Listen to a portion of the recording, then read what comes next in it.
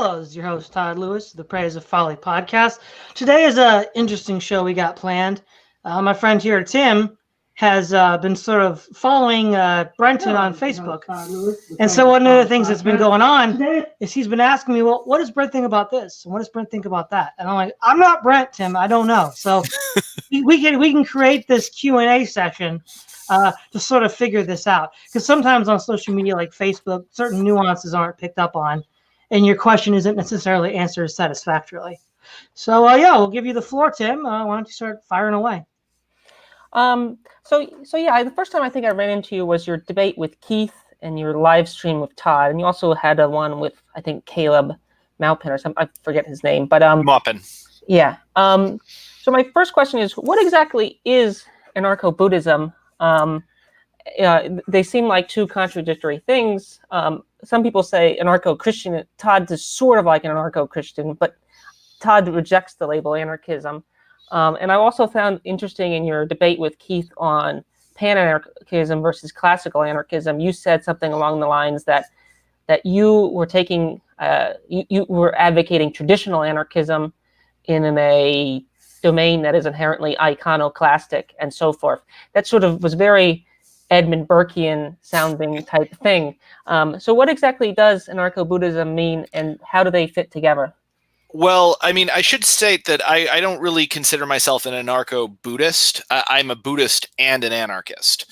And the two things go together in a certain sense. Like, there are Buddhist anarchists, and there are anarchists they're Buddhists whose Buddhism is informed by anarchism, or vice versa.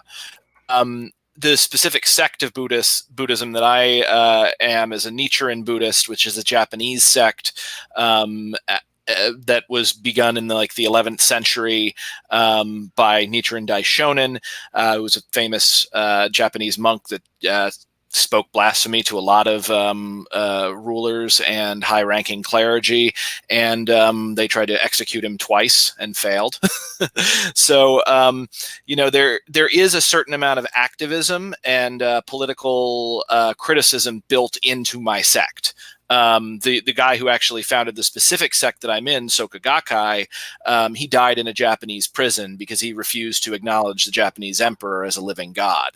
Now, how my traditional anarchism because I was an anarchist before I was a Buddhist, the way that I found that the two kind of work together is Buddhism essentially works to dispel illusions, mental illusions, physical illusions, and to really see through to the true nature of reality as much as we can.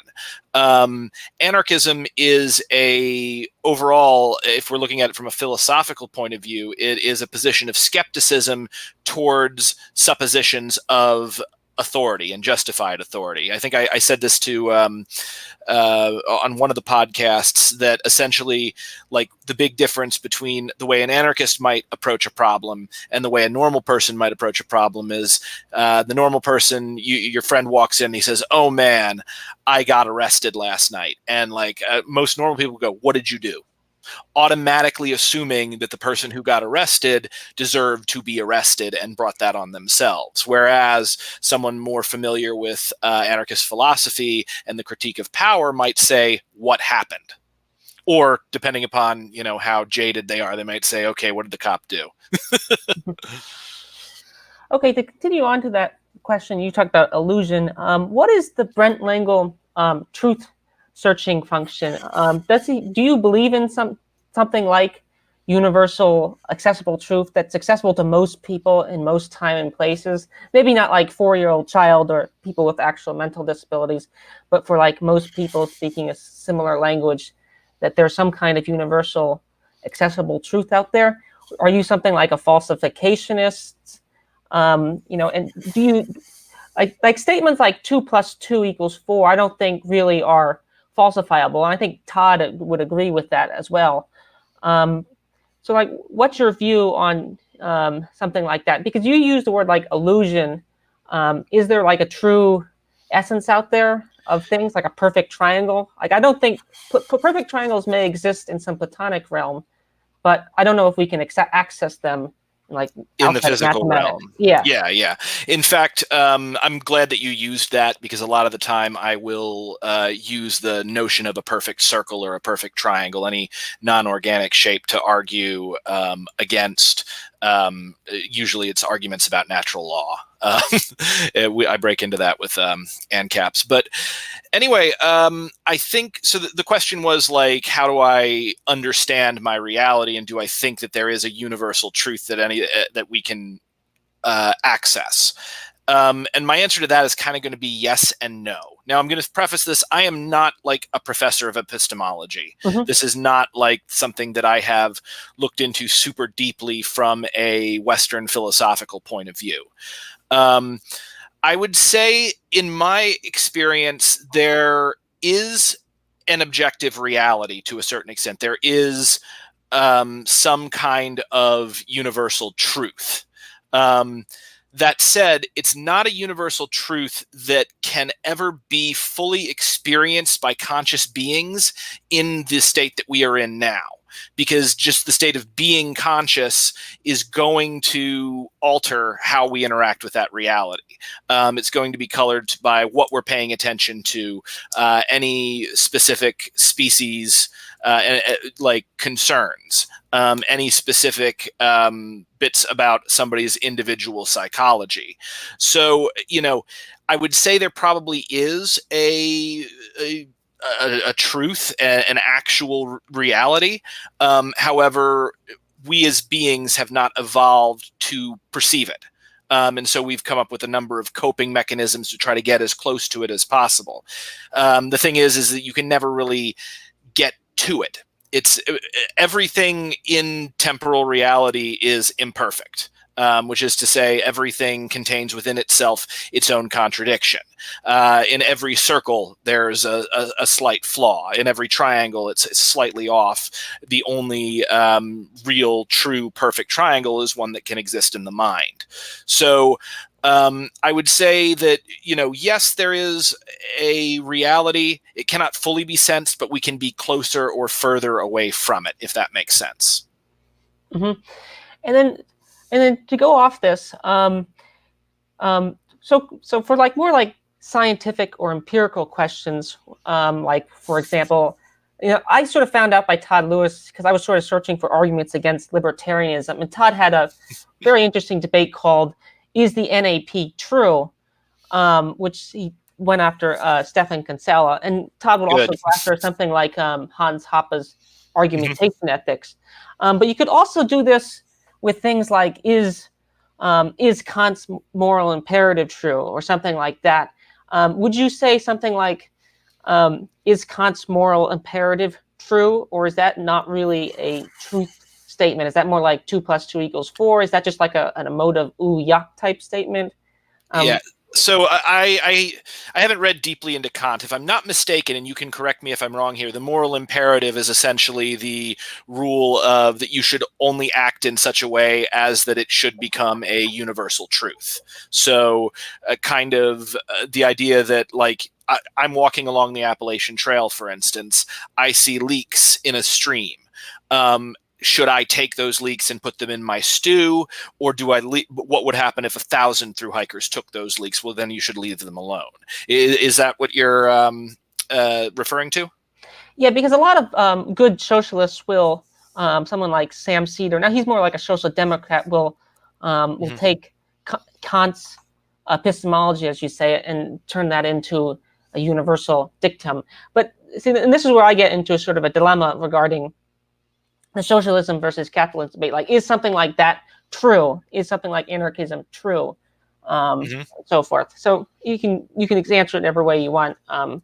But yeah, I mean, anarchism is a couple of things. So anarchism is a philosophical school of thought and a political school of thought, and it is also a movement. Or I guess a family of related movements, tracing their lineage back to probably Pierre-Joseph Proudhon, and oh God, what was the name of the first guy? Joseph de Jacques was the first guy. He was an anarcho-communist. He was the one who referred to himself as a political libertarian. So, you'll have to clarify for me which one you're referring to, the anarchist political movement or the anarchist philosophical movement. Well, since we're going off philosophy right now, we'll just go anarchist philosophy. Okay. So, if we're doing the philosophical point, anarchism isn't so much a truth as a method for realizing the truth. It is a sort of a frame by which we can engage with reality in order to come to conclusions about how humans should act. Now, any should statement, and my old English professor in college always used to say should is a very dangerous word, and I agree with that. But what I would say is it's true as a tool, in much the same way that a razor is true because it cuts things. It does what it's supposed to do, at least in theory. Depends on what you're trying to use it for. And as a correlate, would you say certain political philosophies are false? Certain political philosophies are false, like something like, I don't know, fascism in the 1930s, or reactionaryism of like the czars or something like that, or the reinstation of the Bourbon. Would you say that kind of philosophy is false, or are you going to say something like all political philosophies are true in their own domains and own logical systems, so to speak? Or is there true political philosophies, and is there false political philosophies out there? I would say, first off, I'd say you're asking the wrong question with political philosophy being true or not.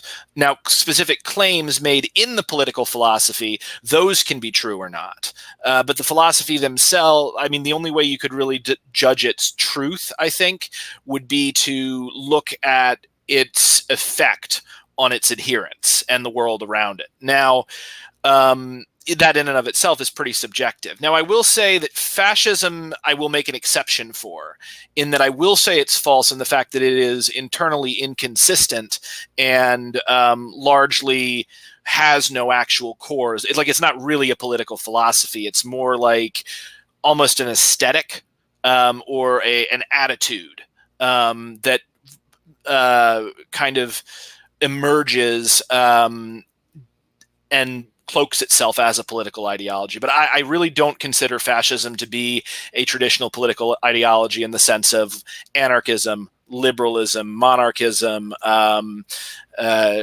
communism, or Marxism. Those are actual codified, mostly coherent philosophies. And I would say that fascism, for some pretenses, is completely incoherent.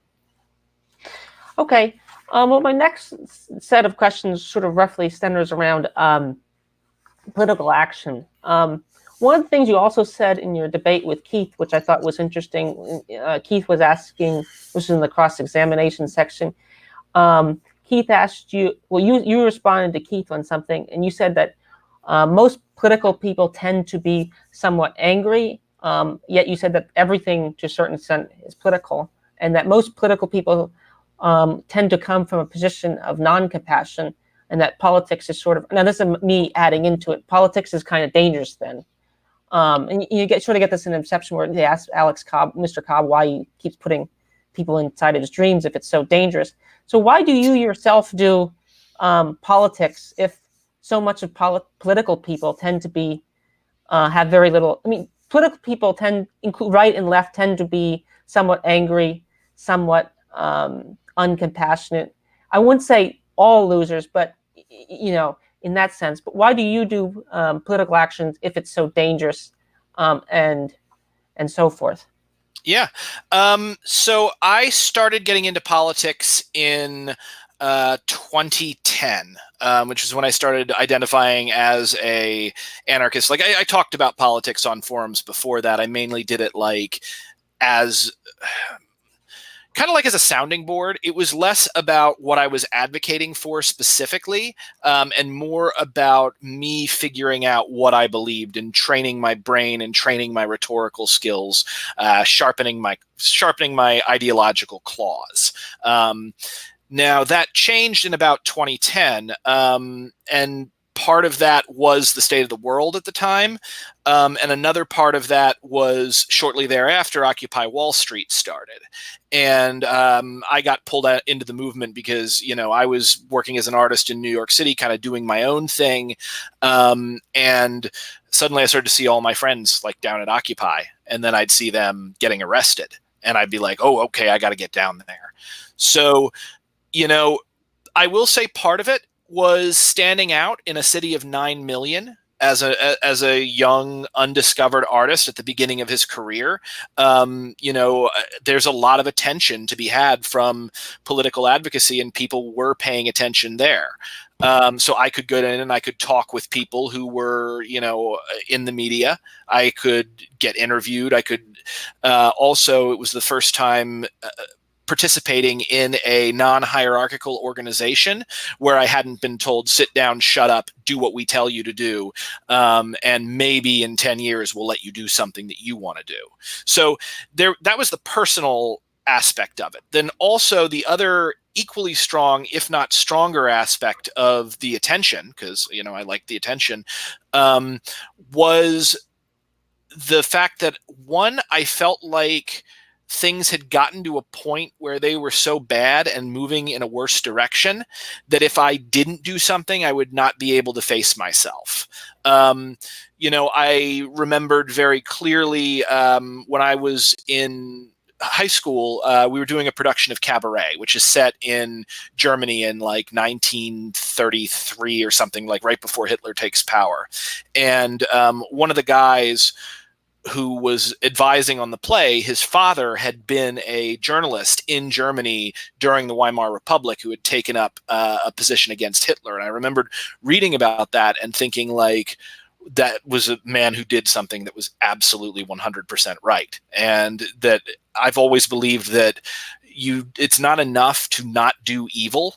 You have to actively do good if you want to consider yourself a good person, be able to face yourself in the mirror every day. So that was a big part of it. Another big part of kind of why I did it and why I've stuck with it so much over the years is, when people are doing these things, I wanted to see like how much of a positive impact I could have on the movement, just like the rhetorical skills that I'd built, because I saw people get destroyed by the mainstream press since they didn't have the skill set that I had. They didn't have the very specific skills that I had built over the years.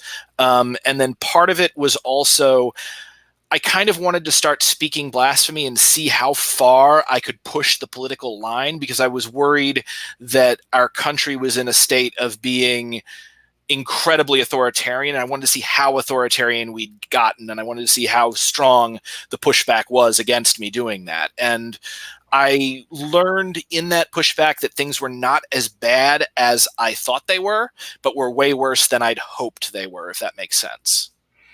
The question, Noam Chomsky, maybe 20 years ago, had an interview, and he said something along the lines. He was making fun of sports, and he said that that like sports to a certain extent, and that other things as well, are sort of a distraction. And Marx, of course, has famously made this comment about religion as well. I know there's a very long quote, and it often gets mischaracterized, but still, the idea in that sentence remains. And Chomsky said that like people in fantasy sports know, you get on here at the late night radio sports talk show, they'll have all sorts of information. Do you think politics in some ways, political action, is a waste of time on some level? Do you think being overtly political is a waste of time? I mean, one of the interesting things about Mennonites and Amish, which Todd, I think, is a Mennonite, is they're sort of totally non-aligned to the political system. They don't vote. They don't go to the public schools. They don't join the police. They don't join the army. Like in World War II, in World War I, for example, the Mennonites were draft resistors. I mean, they were draft resistors before the Vietnam War. So on some level, that's what I find interesting. Now, maybe sports and that type of stuff is a sort of false counter avenue, but is there something to say of not at all getting involved in like resisting the state or resisting the authoritarian system, or is it merely, in some cases, you can't? I mean, so that's a good question. And I think there's a lot to be said for people who do kind of drop out of society to a certain extent. Like, I have felt that pull myself. It's great. Are you a Mennonite, Todd? Is that correct? I currently attend a church. Yeah. That's So super cool. enough. Yeah, that's super cool. There was a Mennonite mission just down the street from me when I was living in Harlem, actually. So, I think that there is a lot to be said for the way that the Mennonites and the Amish live. My grandmother was a Quaker. I really do kind of like sort of the Tolstoyan tradition, and there's a big part of me that kind of wants to go into the woods and never come out. That's definitely something that speaks to my soul, and I think that is as worthy as being involved in the world. But it's also, it's like not everyone can be super involved in the world, and not everyone can pop into a commune somewhere and just drop off. And it's up to each individual person to decide what they want to do, when they want to do it. And I think what we really need to do is kind of like ask the voice inside us and see what's pulling us in either direction. There's a really interesting thing that Alan Watts talks about. He's a Western philosopher who does a lot of explaining Buddhism in terms that Westerners can understand, because a lot of it is really tough to wrap your head around if you're not coming from like a place where you've been raised in it.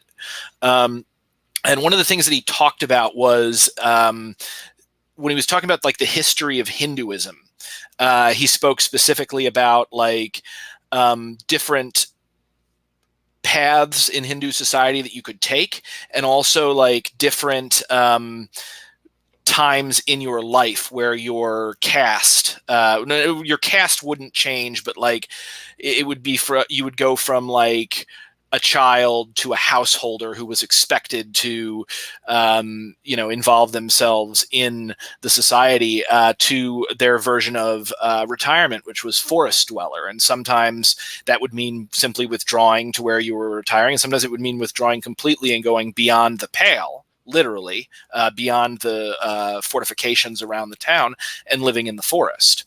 There's always got to be a place in society for monks and shaman and artists, people whose job it is, whose lot in life is to stand outside of society.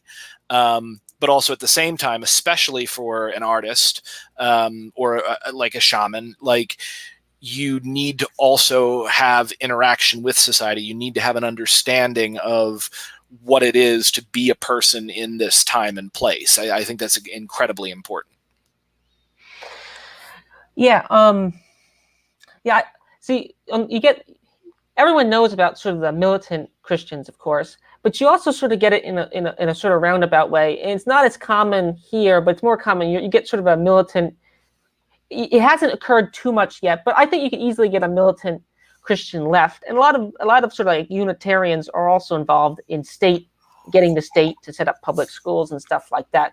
So in a certain anarchist sense, maybe you support schools more so than I do, but depends on the school. yeah. So I'll move on to second things. The flippant way to ask this question would be like, are you still a Christian to a certain extent? And my first time I reached out with Todd was we sort of discussed Nietzsche. That was our first topic. But the more I could also ask you, are you still a liberal? Like, where do you get your values from? I tend to agree with the idea that most values, such as at minimum, not kill your neighbor, don't murder everyone for no reason. Maybe not take care of them, but at minimum, not kill everyone is not some sort of universal value. I'm not saying that not loving everyone doesn't occur in time in different places, but I do see this as a largely at first Christian, because you look at like ancient Sparta, for example, you had like a small slave owning class and a huge number of slaves, and the Romans would routinely just do outright plunder. I mean, they burned Carthage to the ground. I always think it's sort of absurd when the people look back at the Romans and call them proto-liberals, or the Greeks as proto-liberals. They're not very proto-liberal. And I sort of start seeing with the emergence, for all the early Christian church, definitely, and it sort of takes back steps with the Catholic Church. But even the Catholics, in theory, oftentimes when they're doing the Crusades, they're in theory doing it in the name of some sort of Christian ideal, whatever perverted way they're doing it. So where do you get your values? Do you think you're still somehow reliant on New Testament Christian and Pauline values? Even if you don't really believe in the God? And if you don't really believe in the God, then what exactly, do you get your liberalism? Because I think you're still somewhat of a liberal in that regard, correct?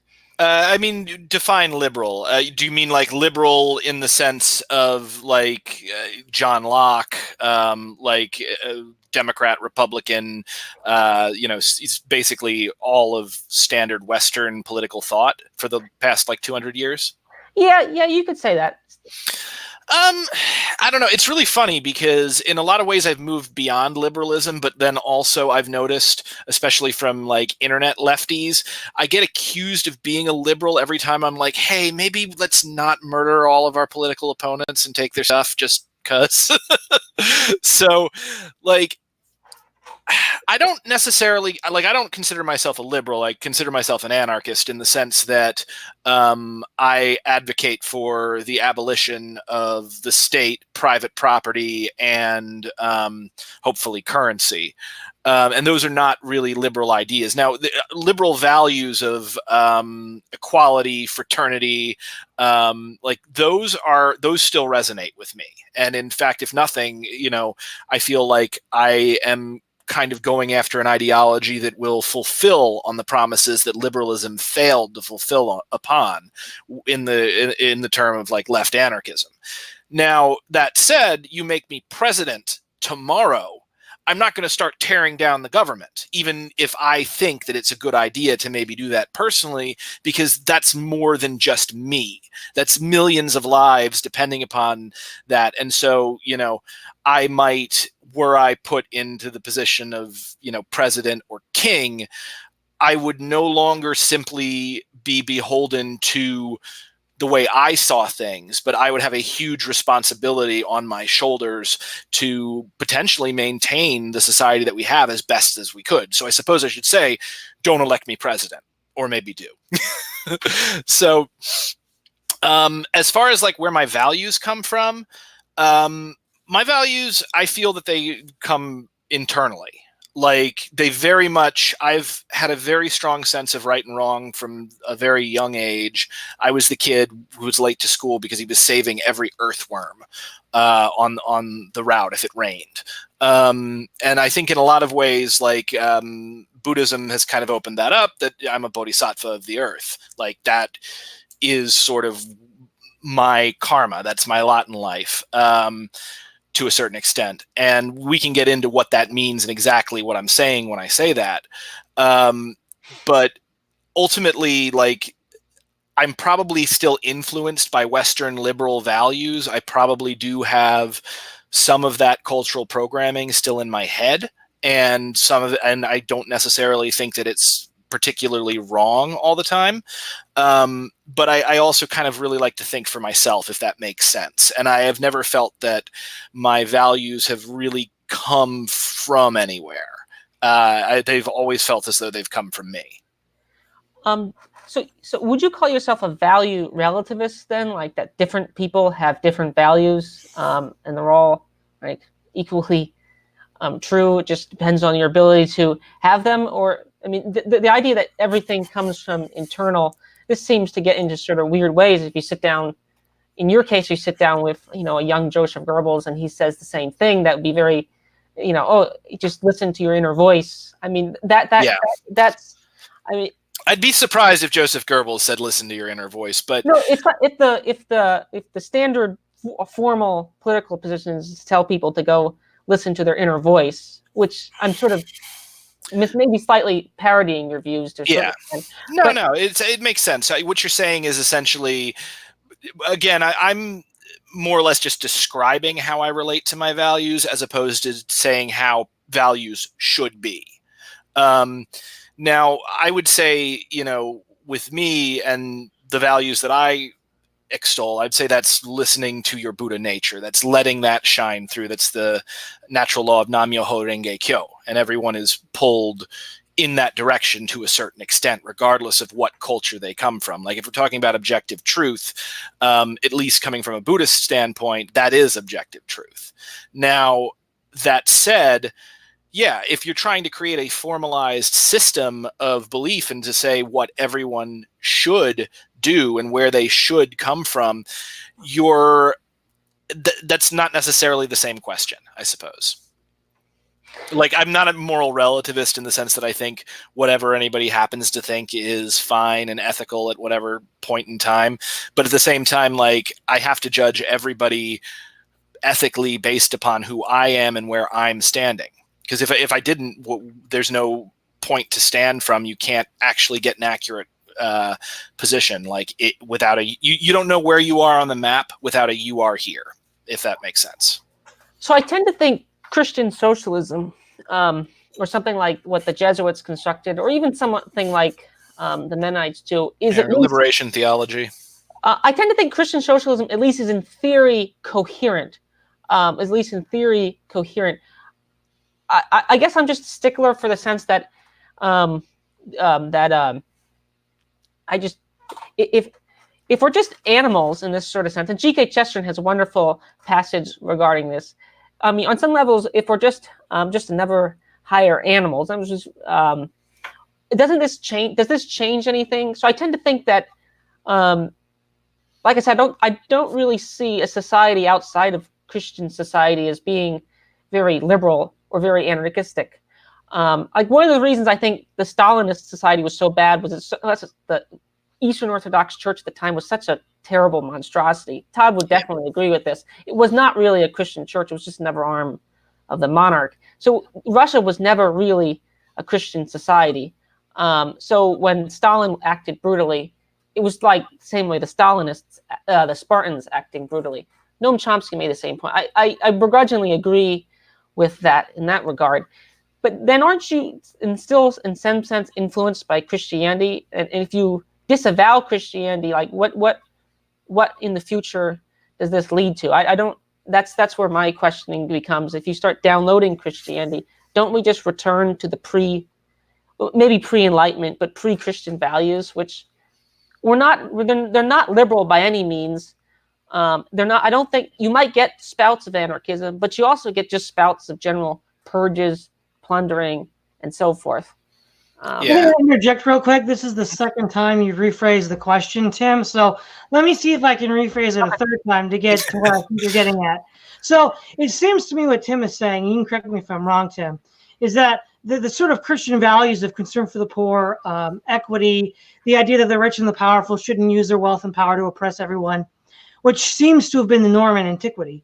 And unfortunately, throughout much of the Middle Ages, even if there was a counterpole to that, if it doesn't originate in Christianity, where does it originate from? And if you reject Christianity, how then would you derive it? Is that what you're asking, Tim? Yes. Okay. Yeah, well, so first off, I would take issue. I don't think those values originate in Christianity. I think Christianity is an expression of those values, and it's probably one of the biggest expressions of those values, at least when Christianity is at its best. But I don't think it's really baked in. I don't think it's anything Christianity can plant a flag on, because you see the same values in Nichiren Daishonen's Buddhism. You see the same values in sects of Taoism. You see the same values in Hinduism, even to a certain extent. So what I would say is that there are essentially two forces in the world, if you really want to call them forces. And you can call this like God and the devil if you want to. Usually the way it's phrased in a Buddhist context is the mystic law and fundamental darkness. Fundamental darkness is the notion that consciousness, the simply being a conscious being, comes with it the idea of ego, the idea that you exist in a vacuum, that you are separate from the other, because you can't have self without other. So fundamental darkness is essentially the tendency that humans have to forget that we are all connected, not just as humans, but we are all connected to everything. It is one continuous thing. It's one giant being, essentially. And some of it is conscious, some of it is not. But ultimately, it's like basically a single soul reincarnating in every possible form over and over again in constant flux. Knowledge of this process is called Nam-myoho Renge Kyo. Specifically, it's the mystic law. It's expressed in the Lotus Sutra, but it's also expressed in a number of other different ways. It's expressed in the sentence, "I am my brother's keeper." So what I would say is I don't think that is unique to Christianity. I think it is something that is common to humanity and to common to all life that comes to understand itself in a way that is greater than its own individual perspective. Now, I can make a case for liberal values or Enlightenment values, or the way in which that it is consistent with that based upon my Buddhism. I can also make a case for that based upon evolution. Because if we look at evolution from a human standpoint, the way humans have survived and have mastered this very hostile planet specifically is we collaborate, we work together, we sacrifice for each other. A lot of contemporary morality that a lot of people would see is just good policy for the survival of the species and the happiness of the individual. Now, that gets expressed and translated in a number of different ways, and there's mistakes people can make. But you can take either of those two suppositions and run with them and come up with a more or less universal ideas about what is good for human action. Essentially, for what are good values in a human and what are bad values in a human. I will also say that, like everything in this world that exists, even simply expressing either of those ideas, they are by necessity flawed, because everything is flawed and everything contains within itself its own annihilation. So, you can get close, you can try your best, but you can never quite get there. And that's just part of living in this existence. I have two questions from somebody in the chat named Ziv Fuchs. One question is it important for Brenton that his children share his Buddhist outlook?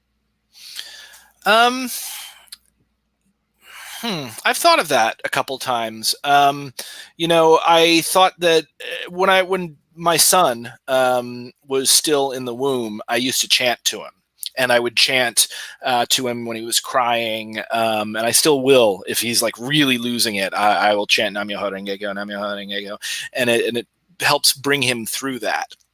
But I think it's a bit of vanity for me to think that my son should be just like me and think just like me. I love the idea that, I'm chanting. I actually have this image in my head. Don't tell my son, or if he sees this, that like I'm chanting to my Gohonzon and he just comes up and just sits down next to me and listens. I think that would be wonderful, be a great moment between the two of us.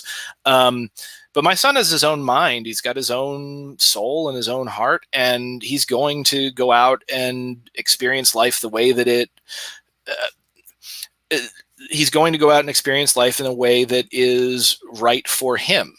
Do I hope that he has the same values that I have? Absolutely, because I think my values are important. I hope that he has the desire to do good like I do. I hope that he has the pull to justice. I hope that he is rigorous with himself and his beliefs and constantly re-examining himself.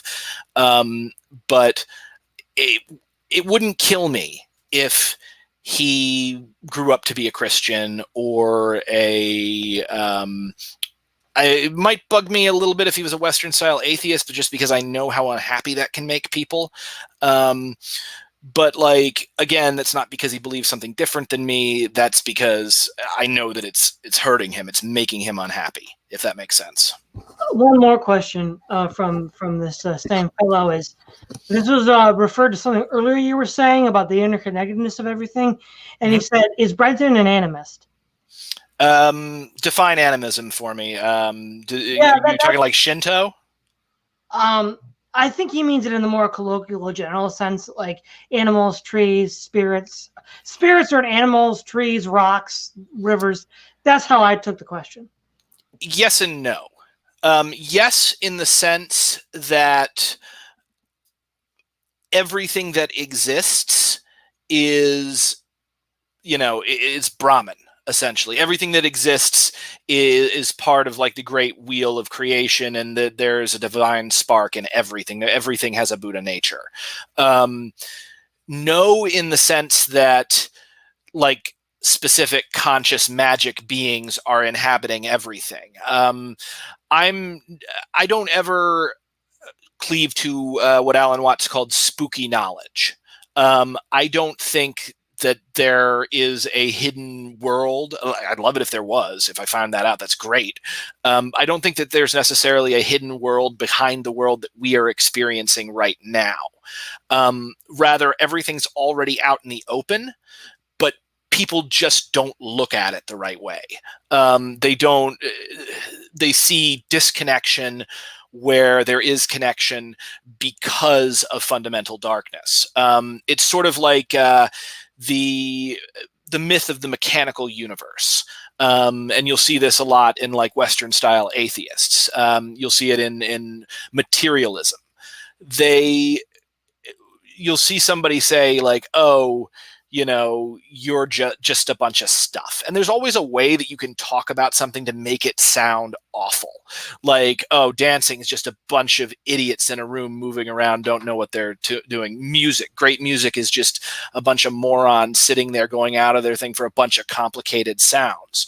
Or you can understand it in the way that somebody understands a symphony, in the way that somebody understands a great dance. It's like saying, oh, consciousness is just a more complicated form of matter. Sounds like crap. And like you'll see like Sam Harris make this argument, and therefore it's okay if we blow up all the Muslims in the world or whatever. But again, just take that exact same statement and do it backwards. It's not that if we are just complicated matter, if consciousness is just complicated matter, well, guess what? That means matter is just uncomplicated consciousness. It means to a certain extent, like rocks are conscious. Like this, I got this 20-sided dice. If I knock on it, it vibrates. It reacts to its environment. So in a materialist sense, they'd say that's completely ridiculous. It's unconscious, but really, no, it reacts. And if everything is that one thing, you can think about it in a great way, or you can think about it in a crappy way. And the question is, what reality do you want to live in? I know which one I do. Back to you, Tim. Then ask the question. I never read the book, but in the Zizek Peterson debate, which is sort of neat, but Zizek brought up the book Buddha at War. I don't know if you've ever heard of that, but I don't know if he's correctly summarizing the viewpoints in the book, or charitably summarizing the viewpoints in the book when Zizek brought it up. But he said that Buddhism, or maybe Shinto, I forget what exactly. But he said that you put the knife into the guy, you're not really killing him, and so forth. What do you make of Zizek's comments on Buddhism in his debate with Jordan Peterson there? I think he's trying to be an edgelord, to tell you the truth. Zizek, I've heard his comments on Buddhism, and it's like when he's talked about Buddhism, he's like, Buddhism would be great if it just removed compassion. And I'm just like, oh my God, Zizek. Like, I get that like really works with like 13-year-olds on the internet who are super angry, but that you're undoing everything. Yeah, in the sense of, when you kill a person, you're not really killing them, in the sense that death itself it's not real. It's not an end. It's just like the crest and the trough of a wave. And so, yeah, you can totally like kill a person and you haven't really killed that person. They're just going to be reborn. True. But if you destroy a life in a violent manner, you are essentially impacting a karmic scar on the world. You are attacking yourself. A war, essentially, if you have a proper understanding of the mystic law, is like an autoimmune disease. It's like your cells decided to all start attacking each other, and eventually that's going to kill the body, except it can't die because it goes on forever, but it causes a huge amount of misery. Which is not to say that, Buddhism has never been understood as a total pacifistic religion, because like you need to sometimes take action to protect people. But at the same time, like the idea to take Buddhism and to use it as an excuse to act out the worst and most destructive aspects of humanity, that's not Buddhism. That's the devil king of the sixth heaven playing at Buddhism. That's sort of the Buddhist devil, Mara. It is like a psychological tendency within us, again, to forget that we're all connected. And so he grabs onto this and says, oh, we're all connected. Great. So I can kill this person. No. But, it's like the mental gymnastics. And, that's very much the devil king of the sixth heaven, if that makes any sense. You guys can look him up online. Well, the papacy has done a similar version of this. The Catholic Church has done a similar version of this too. They'll just kill them first, let God sort out that later. So there's a certain, it's not unique to that. I'm going to shift over a little bit out of this into more questions. Just last question, maybe not the last question, but the questions related to classical anarchism, we'll say. Yeah, anarcho-syndicalism, anarcho-communism. Why do you guys keep getting betrayed by the Bolsheviks? Why do you guys trust with the Bolsheviks? Because I like Orwell a lot, for example, and I know Orwell is an anarcho-syndicalist. He was no capitalist. I mean, The Road to Whig and Peer is not a book in support of anarcho-cap. Well, Orwell worked for the Burmese British government and resigned from that. But why do you guys keep getting, so to speak, in bed with the Bolsheviks? And if you get in bed with the Bolsheviks all the time, you keep making the same mistake. I mean, and they end up with some really terrible society. Why do they keep doing this? I mean, I can see anarcho-syndicalism working. Mm-hmm. Anarcho-syndicalism is one of the more coherent strains of left. That's why I find you interesting. Oh, thank you. But I don't see you guys keep getting in bed with these guys. And Todd brought up the Ukrainian people in the Russian Civil War as well. But yeah. Yeah. Why do anarchists keep getting stabbed in the back? I mean, I don't even necessarily think that it's Bolsheviks. We just got stabbed in the back again in Syria with the Kurds. The PKK YPG was probably the closest thing to anarcho-syndicalism in Spain. They were slightly different because the ideology was taken from Maury Bookchin, who was an anarcho-communist and then created his libertarian municipalism. So it was in simultaneously both a more and less radical version of it.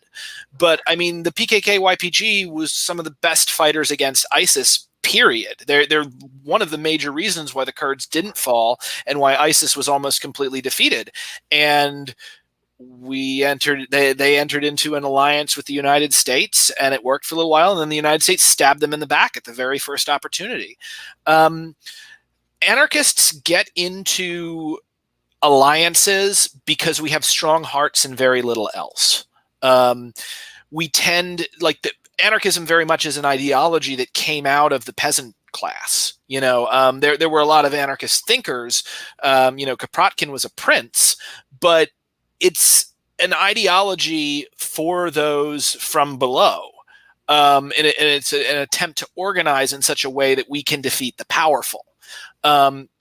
And we do a really good job of it. But at the same time, the big problem is the powerful are powerful. They have everything. They've got all the legitimacy. They've got all the money. They've got all the weapons. And so sometimes we find ourselves in a position where we need the resources of the powerful.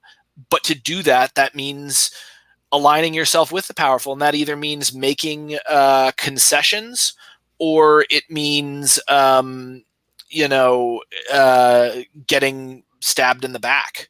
I can see why the anarchists originally thought that it might be a good idea to align with the Bolsheviks, because communism, like Marxist communism and anarchism, very much have a very similar ideal goal, and they really disagree on how it goes. But so we're cousins in a way, but we're very, very different people. Whereas like Orwell talked about, the anarchists' emphasis is always on freedom and autonomy, and the Bolsheviks is always on centralism and efficiency. So it's different personality types. And what tends to happen is that the Bolsheviks, they have that Machiavellian aspect. They're Russian, and they were the only ones who were offering us aid. Though, the Spanish offered aid to the anarchists, and it was genuine aid, and they actually helped out. Sadly, or not the Spanish, the Mexicans. But sadly, it just wasn't enough, and they didn't have that kind of power. Real quick to interject, Brenton, I think the question Tim asked was, fool me once, fool me twice. The first time you allied with the Bolsheviks, you didn't know any better. Mm-hmm. But then you did it in Spain, and you had the exact same result as in Russia. I think Tim's question was, why do you commit the same mistake multiple times? Twice. And maybe even a third time, because, the Occupy movement didn't just include anarchists. It included Maoists and tankies. And presumably if they'd won, you'd be on the chopping block. Yeah, but I think with Occupy, they don't have a shot. One of the things, I don't really look at tankies as anything close to a serious political force in the world. Maybe with Shining Path, but without the USSR, with the fall of the USSR, unless China goes Maoist again and starts expanding their empire, Marxists are not going to have power. So I didn't see them necessarily as a threat. They were kind of annoying, except I'm good friends with Caleb, and there's a couple of other tankies that I was good friends with. But also those individual people, I don't think would ever betray me or us or the movement. They were good people. So the first time, didn't know any better. Second time, really had no choice. If the Western liberal powers had backed the anarchists, they would not have allied with Stalin. Nobody, Stalin was the only person offering any aid to not just the anarchists, but also the liberal government of Spain. The Americans stayed out of it, except Exxon. They allowed the Exxon Corporation to essentially create the world's first credit card for Franco. Without Exxon's oil, Franco never would have been successful. Franco, meanwhile, had the support of the German Condor Legion. He had the support of Mussolini. And so, you've got anarchists who are fighting very well and defeating professional armies. But at the end of the day, they have no air force. They have no cannons, no anti-aircraft guns, no tanks. You go to war with the army you have, not the army you want. And I think one of the major mistakes that happened in the world was that the Western powers did not back the anarchists. I understand why they didn't, but with the benefit of hindsight, if I could have made that call, I would have done something very different in that situation. One more question from the audience before we wrap this up. A guy named Yahoo Bathwater asked the question, who do you think went wrong worse, Stalin or Mao? Who do you think committed the bigger mistake in their deviation from socialism? That's a good question. I gotta say, I think I'm going to say Stalin, probably worse than Mao. Well, oh God, that's really hard. Cause like Mao basically took a generation of people who, like, you got to understand like how authoritarian the Chinese were and how Chinese culture was like around the worship of the father figure. And Mao basically took a generation of disaffected Chinese youth and said, it's okay to kill your father. And like just that rage and outpouring, like, holy crap, that is terrifying. At the same time, I mean, Stalin, I'm going to give Stalin points for defeating Hitler, and for perhaps when he was maybe put forward as a more demonic figure than he actually was by the Russian ruling class because they wanted to blame everything on him and not like absorb it themselves. That said, like if I got to hang out with somebody, I think I'd rather hang out with Mao than Stalin, if that makes sense. Okay. We're pretty much out of time, though. I can give you one more question, Tim, but then we need to wrap it up. Okay, this will be the last one. You brought this up again in the debate with Keith. The American Revolution itself. What is left anarchist relationship to the American Revolution? There seems to be two general camps within the American Revolution. There's the Virginia slave holding aristocracy part, and there's also the more radicals, like, and there's people that sort of float perfectly in between, like Jefferson, simultaneously a Jacobin who writes about the French Revolution and owns slaves. And you also get people like Ethan Allen, whose Vermont at this point is the closest thing historically to like a People's Republic. And Keith writes about this, that has existed in North America in a while. It's actually one of the starts of the American Revolution. And you get people like Thomas Paine, who's, English radical as well. So what's the relationship between left anarchists and the American Revolution? I mean, I think the problem with the American Revolution is that it's been mythologized so heavily. And in a lot of ways, the right has put a lot of claim on the American Revolution. And if you're arguing with me on Facebook, I'll be like, no, our country was built by nitwits with wooden teeth and sticking leeches on themselves every time they got a cold.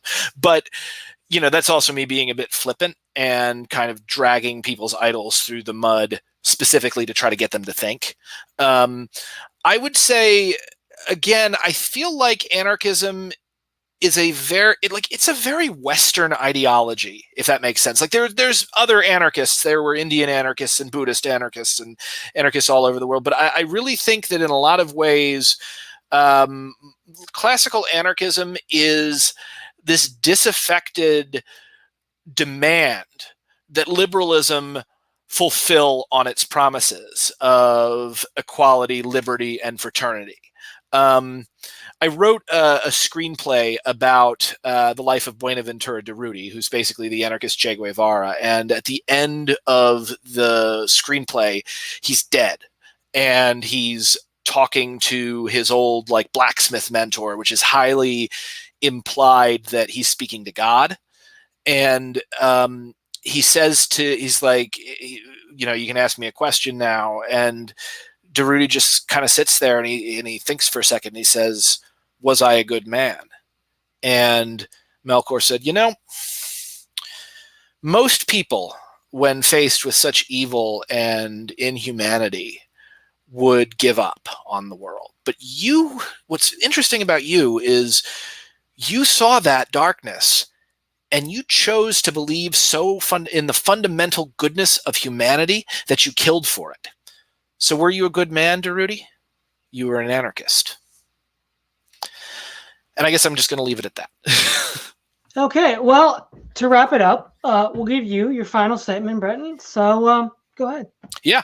Okay. So I have been doing kind of a publicity blitz. I have a comic book coming out on the 30th. It should be in your local comic shop. It's called Snow White Zombie Apocalypse. It's super fun. It looks great. Review just dropped that was just absolutely glowing for it. It's coming out on the 30th of this month. Look for it, buy it, published by Scout Comics. And you can find me on Twitter at Brenton Lengel, my website, www.brentonlengel.com. Okay, Tim, final thoughts? I'm good. All right. Well, Tim, Brenton, thanks for coming on. This was a bit of a different fare than usual. This is Todd Lewis of the Prayers of Folly podcast, signing off.